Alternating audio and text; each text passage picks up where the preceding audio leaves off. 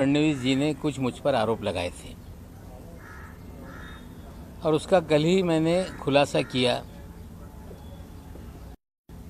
लेकिन कुछ अधिक जानकारी मैं देना चाहता हूं। जो देवेंद्र जी ने कहा कि आपके मंत्री रहते हुए सलीम पटेल के बारे में आपको जानकारी थी कि नहीं। 2005 में मैं मंत्री पद पे नहीं था। एक आर पाटिल जी के साथ उनकी वीडियो वायरल हुई थी, ये सवाल आपने खड़ा किया। हमने मुनीरा से संपत्ति लेने के बाद सलीम पटेल की वो वीडियो वायरल हुई थी और सलीम पटेल ने उन सारे अखबार और चैनलों पे जिन लोगों ने दाऊद से उसका कनेक्शन बताया था उन पे डिफेमेशन सूट फाइल किया था। और 5 महीने पहले मैंने जानकारी ली सलीम पटेल का देहांत हो गया और सलीम पटेल ये मुनीरा का पावर ऑफ अटॉर्नी था।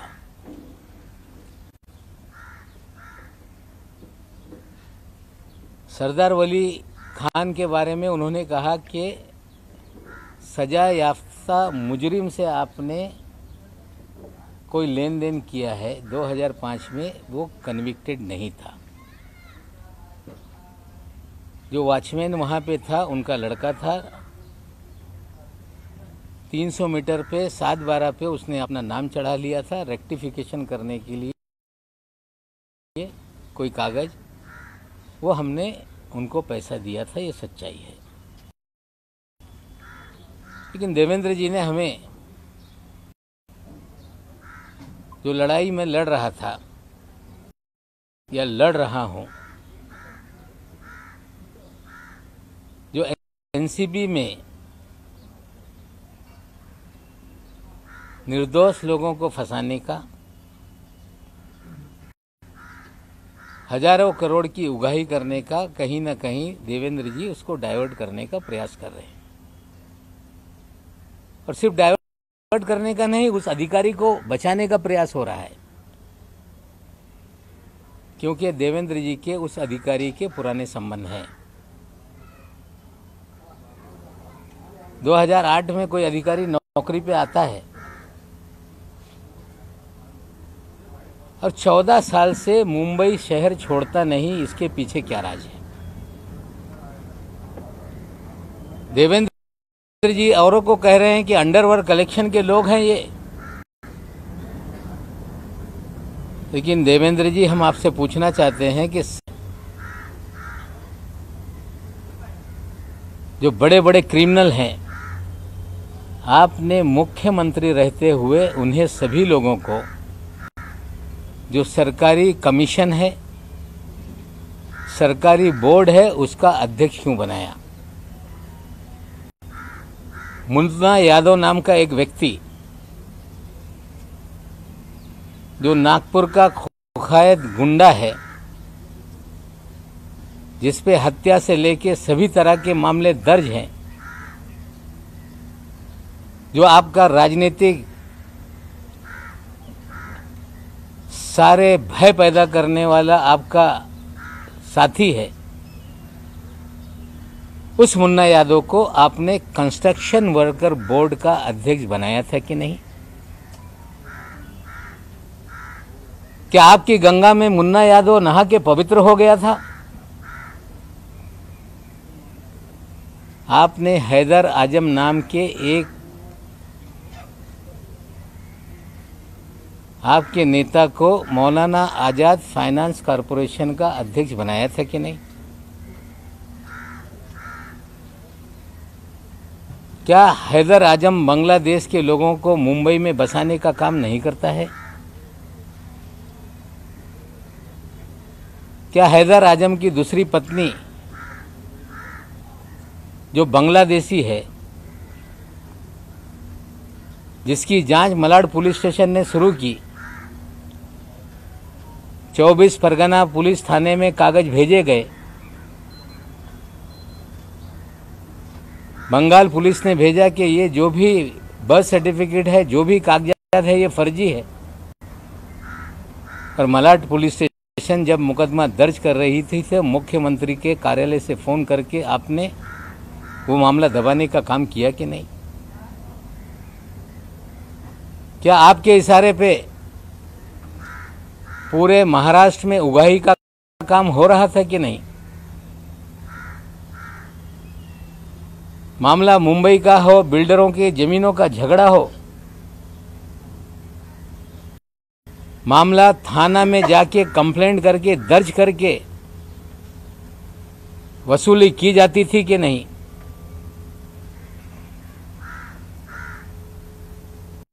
जमीन मालिकों को पकड़ के लाते थे और सारी जमीनें अपने नाम पे लिखा ली जाती थी, ये सच है कि नहीं? क्या आपके कार्यकाल में विदेश से लोगों को फोन आते थे, कुख्यात गुंडे फोन करते थे और पुलिस वाले मामला सेटल कर देते थे कि नहीं? लेकिन सबसे गंभीर आरोप मैं लगा रहा हूं देवेंद्र जी आप पे कि जब 8 नवंबर 2016 को नोटबंदी हुई, मोदी जी ने कहा कि नोटबंदी इसलिए किया जा रहा है, आतंकवाद खत्म होगा, काला धन खत्म होगा। और एक बात मोदी जी ने कही थी कि बड़े पैमाने पे जाली नोट है, उसे खत्म करने के लिए हम नोटबंदी का काम कर रहे हैं। जब नोटबंदी हो गई पूरे देश में जाली नोट, चाहे पंजाब हो, 2000 के 500 के जाली नोट पकड़े जाने लगे, मध्य प्रदेश में जाली नोट पकड़े जाने लगे, तमिलनाडु में जाली नोट पकड़े जाने लगे। लेकिन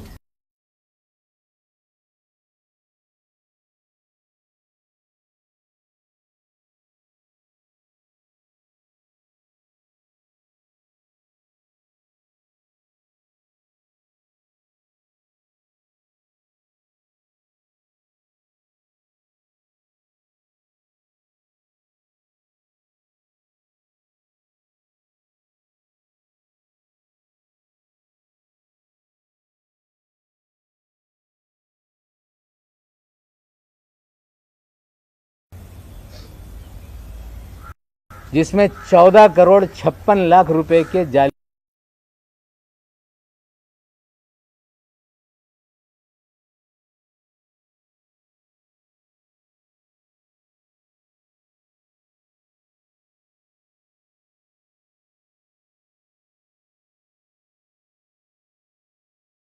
जाने लगे।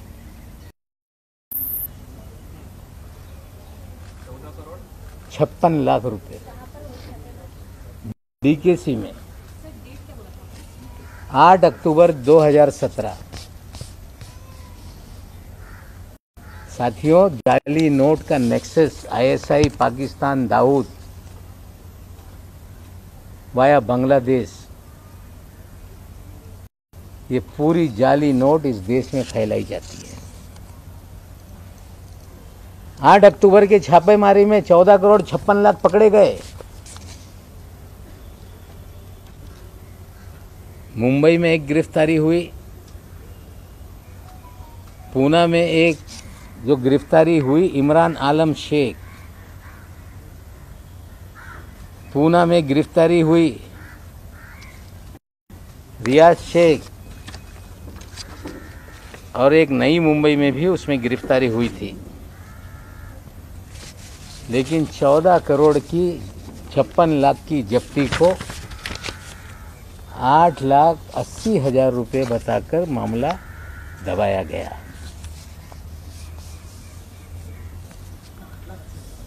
8,80,000 बताकर मामला दबाया गया। पाकिस्तान की जाली नोट भारत में चले,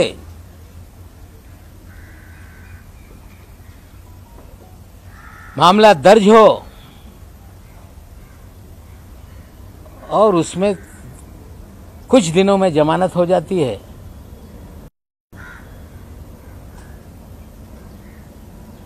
मामला एनआईए को नहीं दिया जाता,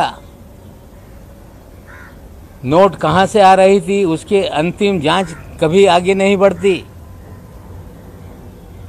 क्योंकि जो लोग ये सब जाली नोट का रैकेट चला रहे थे उन्हें कहीं ना कहीं तत्कालीन सरकार का संरक्षण था। कहानी बनाई गई कि वो तो कांग्रेस का नेता है। इस शहर में कभी भी वो कांग्रेस का नेता नहीं रहा। खेल था कि पकड़ा जाए तो कांग्रेस पे बिल फाड़ दो।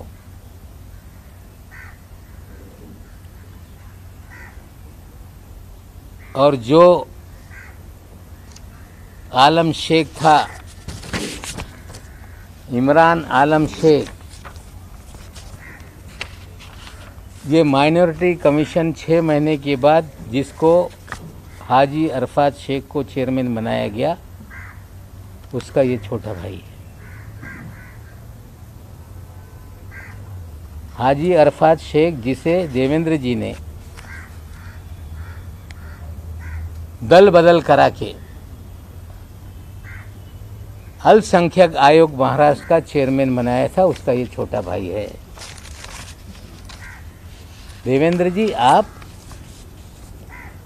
मुन्ना यादव को चेयरमैन बनाते हैं, कुख्यात गुंडे को, बांग्लादेशियों को इस शहर के अंदर आबाद करता है, उसको आप माइनॉरिटी मौलाना आज़ाद फाइनेंस कॉरपोरेशन का चेयरमैन बनाते हैं। और जो जाली नोट का रैकेट चलाता है, कहीं छोटे मोटे कोई कार्ड छाप ले के कांग्रेस का नेता बना देता है, रहता है किसी और पार्टी में, काम आपके लिए करता है, और बाद में आप उसे महाराष्ट्र के अल्पसंख्यक आयोग पद का अध्यक्ष बनाते हो। पूरी तरह से आपने राजनीति का क्रिमिनलाइजेशन किया। हम आपसे पूछना चाहते हैं कि रियाज भाटी कौन है?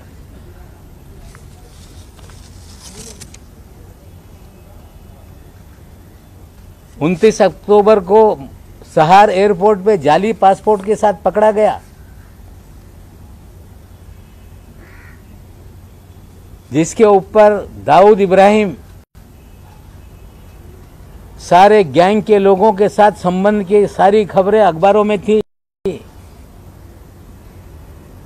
पूरा शहर जानता था कि रियाज भाटी कौन है। डबल पासपोर्ट के साथ कोई व्यक्ति पकड़ लिया जाए और दो दिन में छूट जाता है, इसके पीछे क्या खेल था? रियाज भाटी लगातार आपके साथ सभी कार्यक्रमों में क्यों नजर आता था? रियाज भाटी भारतीय जनता पार्टी के कार्यक्रमों में क्यों नजर आता था? आपके डिनर टेबल पे क्यों नजर आता था? हम देश के प्रधानमंत्री पे आरोप नहीं लगाना चाहते, लेकिन देश के प्रधानमंत्री के कार्यक्रम में अगर कोई जाता है तो उसके लिए पूरी तरह से स्कैनिंग किए बिना किसी भी व्यक्ति को पास नहीं इशू होता। प्रधानमंत्री शहर में आए और रियाज भाटी ने उनके साथ भी तस्वीरें खिंचवाई। क्या ऐसा कारण था बिना स्कूटनी के रियाज भाटी प्रधानमंत्री तक पहुंच गया? देवेंद्र जी, आप मुख्यमंत्री रहते हुए इस महाराष्ट्र में आपने सारे क्रिमिनल लोगों को सरकारी पदों पर बिठाया। जाली नोट का नेक्सस आपने चलवाया। आपने रियाज भाटी के जरिए पूरी उगाही का काम किया। आपने थाना में कमिश्नर बैठा के कंप्लेंट पूरे महाराष्ट्र की करा के उगाही का धंधा करवाया। और विदेश से कुख्यात गुंडे फोन करके सेटलमेंट पुलिस वाले करते थे। और ये सारा खेल आपके आशीर्वाद से महाराष्ट्र में चल रहा था। आज तो इतना बता रहा हूं, आगे और बहुत सारी काली करतूत।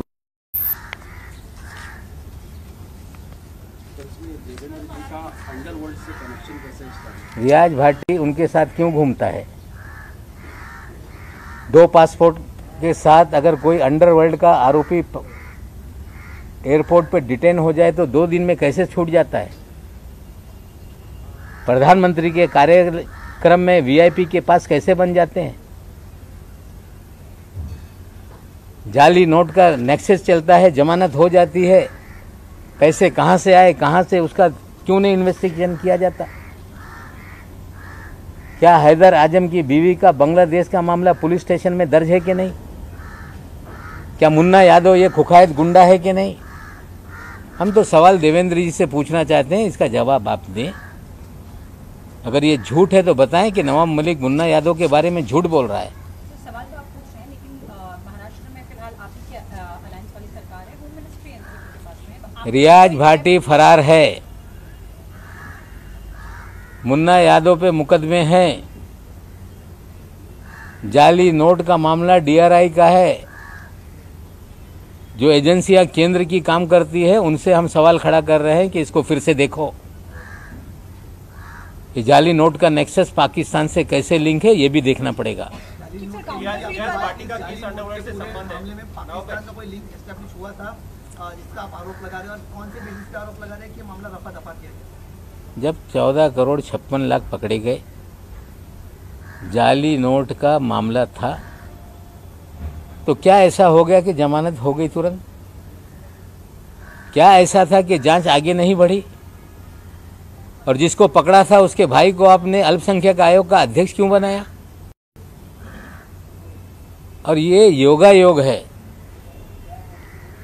कि उस समय भी उस केस का जो इंचार्ज था वो भी समीर दाऊद वानखेड़े ही था। जी, ते डीआरआई मध्ये ही केस झाली होती। ये मामला डीआरआई में हुआ था। और मैं आपको बता दूं कि जो 14 साल से वानखेड़े साहब जो मुंबई में लगातार पोस्टिंग रहे,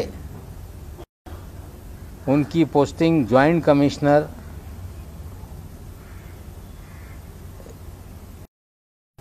इंटेलिजेंस रेवेन्यू की 1 जुलाई 17 को हुई और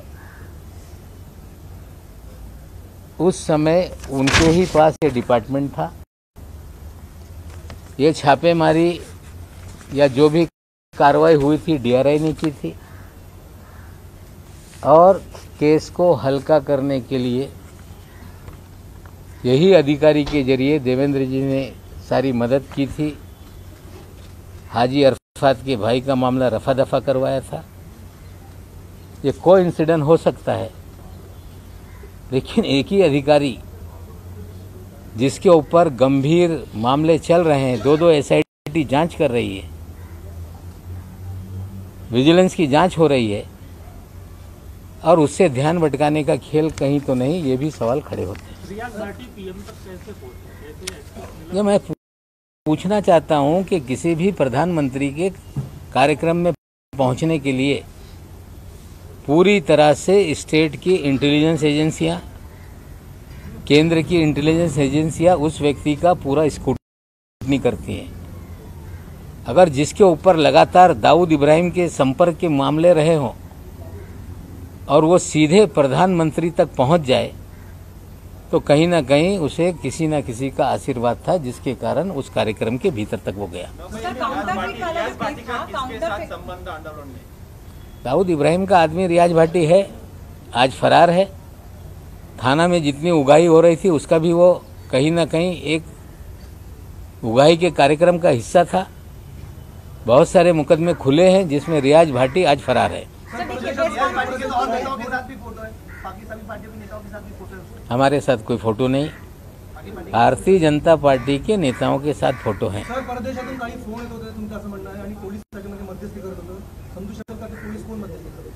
नाही, त्याच्या बाबतीत काही तपास सुरू आहे, त्याच्यावर मी भाष्य करू इच्छित नाही। सर देखिए, प्रेस कॉन्फ्रेंस तक ठीक है, पर एंड आईआई की काउंटर पे डीआरआई के पास है, बट फिर भी as I earlier also said कि होम मिनिस्ट्री आप ही के पास में है, एज आपकी पार्टी के पास में है, स्टिल आप लोग कोई इंक्वायरी जो एलिगेशन देवेंद्र फडणवीस पे लगा रहे हैं, एटलीस्ट स्टेट इंटेलिजेंस एजेंसी तक जो लिमिटेड है वो वाला पार्ट आप लोग इन्वेस्टिगेट कर सकते हैं, राइट? तो are you going to write to your own the home minister who is from your? देखिए, मैं अगर इस तरह से चीज़ें करूंगा तो लोग कहेंगे कि नवाब मलिक लोगों को फंसा रहा है। सर प्रेस कॉन्फ्रेंस में हम बता रहे हैं, देखते हैं कितनी ईमानदारी से चीज़ें फिर शुरू होती है।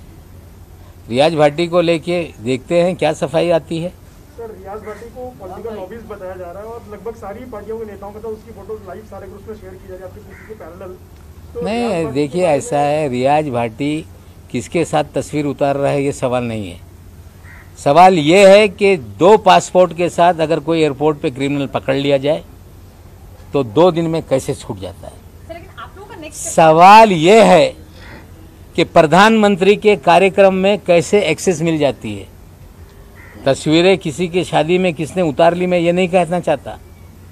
किसी नेता के साथ उसकी तस्वीरें, ये आरोप मेरा नहीं। मेरा आरोप है कि 2 पासपोर्ट जाली पासपोर्ट के साथ मुंबई एयरपोर्ट पे पकड़ा गया एक कुख्यात गुंडा, 2 दिन में जमानत हो गई। जमानत तो अदालत से हुई होगी। एक कुख्यात गुंडा जिसके ऊपर लगातार आरोप थे, प्रधानमंत्री के कार्यक्रम के भीतर जो वीआईपी का पूरा अरेंजमेंट था उसमें कैसे पहुंचा। पूरी तरह से देवेंद्र जी का संरक्षण उसको था।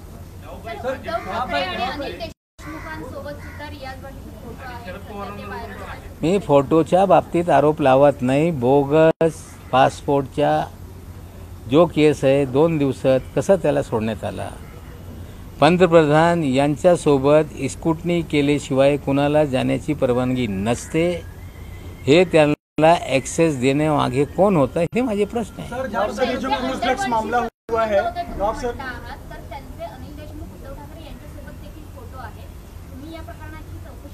नाही, फोटोवर मी कधी आरोप लावत नाही। माझ्यासोबत पण कोणी येईल, फोटो काढून जाईल। सार्वजनिक जीवनात लोकांच्यावर फोटो लोक काढताय। मुन्ना यादव हे शासकीय समितीवर अध्यक्ष होते की नाही? हाजी अरफात मायनॉरिटी कमिशनचा चेअरमॅन होता की नाही? आजम हैदर हे मौलाना आझाद फायनान्स कॉर्पोरेशनचे चेअरमॅन होते की नाही? एका पदावर नेमणूक करत असताना पोलिसांकडून रिपोर्ट मागवण्यात येते की नाही? हे सगळं असताना त्यांना संरक्षण देण्यासाठी, इनाम देण्यासाठी या तिघांना बोर्ड आणि कमिशनचा चेअरमॅन करण्यात आला होता। सर, क्रूज ड्रग्स जो मामला हुआ है, हे जे नोटा आहेत, जाली नोटा आहेत, त्या दाबल्या गेल्या त्यावेळेस भारतीय जनता पार्टीबरोबर शिवसेनाही सत्तेमध्ये।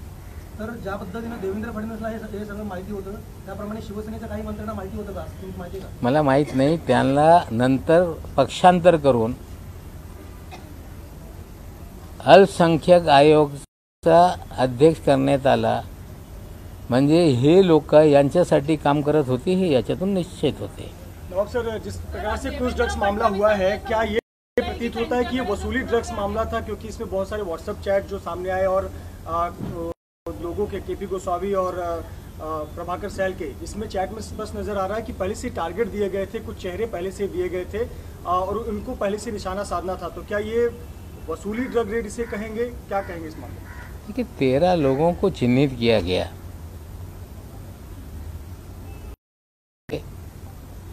और इस तरह की बातें कही गई सारे देश में। पहले 6 तारीख को सवाल केपी गोसावी और मनीष भानुशाली पे उठाए थे।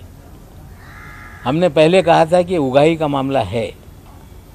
व्हाट्सएप चैट के जरिए जो प्रभाकर कह रहा है कि कुछ लोगों के प्री डिसाइडेड फोटो बांटे गए थे, उन्हीं को पकड़ना था, ये सारा उनके कन्वर्जेशन में है।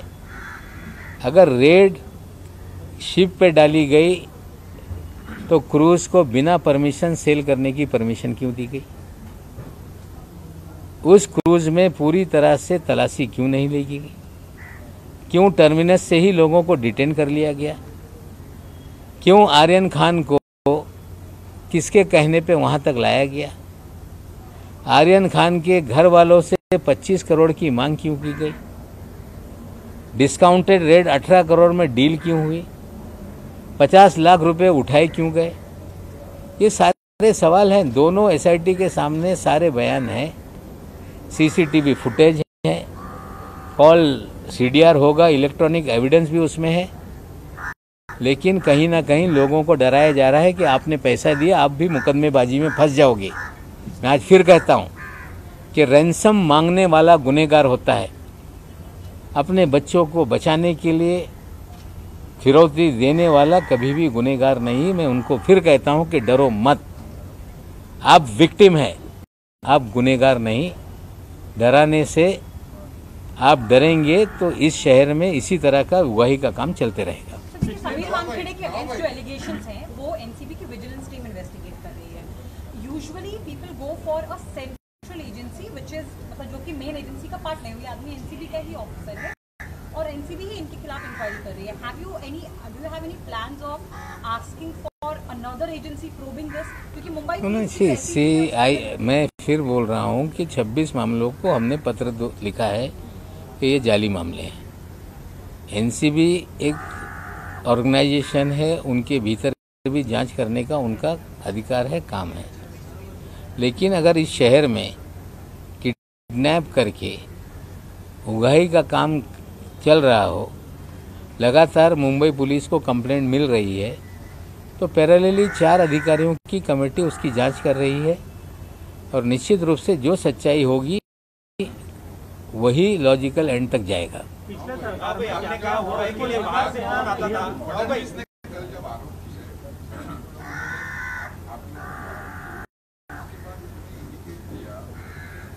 जो मामला है इसको इनकम टैक्स और चूंकि इसमें अंडरवर्ल्ड है इसलिए एनआईए भी इसको कर सकती है। और मैं पवार साहब की बात करूं, आज जो आपने आरोप लगाए हैं, आपको क्या लगता है कि जो आपने गंभीर आरोप लगाए इसकी जांच महाराष्ट्र सरकार की आपने आज जो आरोप लगाए हैं? देखिए, ऐसा जो मैंने कहा है वो सारी चीज़ों को निश्चित रूप से जब मैं कुछ कहता हूं तो मेरी भी जिम्मेदारी बनती है कि मैं गृह विभाग को इसकी जानकारी दूं। निश्चित रूप से मैं गृह विभाग को जानकारी दूंगा।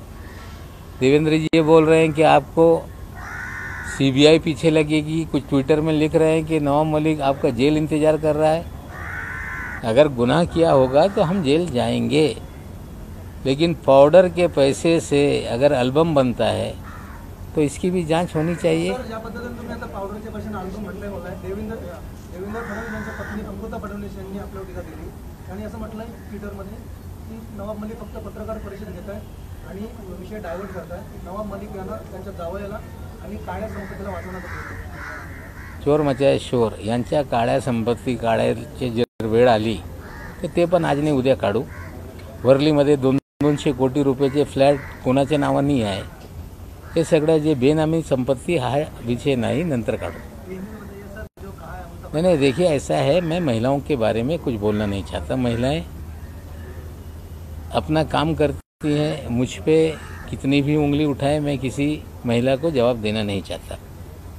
मेरे दामाद का क्या मामला है, एनडीपीएस के स्पेशल कोर्ट ने बेल ऑर्डर में स्पष्ट रूप से लिखा है। काला पैसे का मुझ पे आरोप लगा रही है। काला पैसे का बेनामी संपत्ति की ही बात है तो किस लोग आदमी के नाम पे 200 करोड़ का फ्लैट है? बीकेसी में कौन फ्लैट लेकर किसके नाम पे रह रहा है? काला धन बेनामी संपत्ति का ही अगर शौक है, ठीक है, शुरू करिए। हम तो पूरी तरह से तैयार हैं कि आपका ईडी, सीबीआई, एनआईए जो भी मेरी जांच करानी कराइए, लेकिन जो कागज मैं दूंगा उसकी भी जांच होगी, ये भी मुझे वो आश्वासन दें।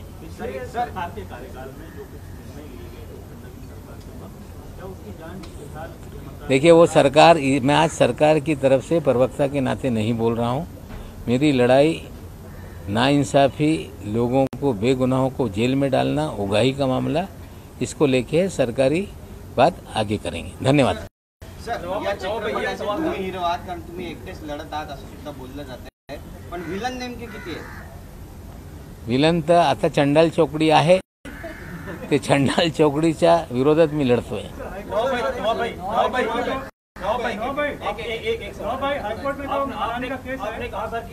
कहाँ से उगाही के लिए फोन आते थे, थाने में उगाही होती थी, रियाज भाटी उसमें इन्वॉल्व था, किसका फोन आता था? नहीं देखिए, अभी आज कुछ जांच चल रही है। अगर सारी चीज़ें मैं कहूँगा तो ये इस्टेब्लिश करने की कोशिश करेंगे कि मंत्री बोल रहा था और ये प्रेजुडिस होकर हम लोगों को फंसाया जा रहा है। तो कुछ चीज़ें अगर पुलिस विभाग में जांच के दायरे में है तो मुझे लगता है उस पर ज़्यादा बोलना ठीक नहीं। सर एक शेवटचा प्रश्न आहे सर, ज्या पद्धतीनं सर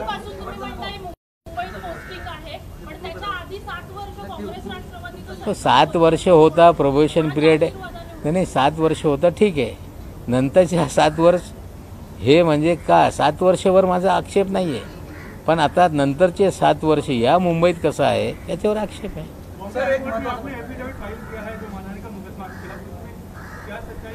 देखिए, मेरे खिलाफ मुकदमों की बाढ़ आ गई है।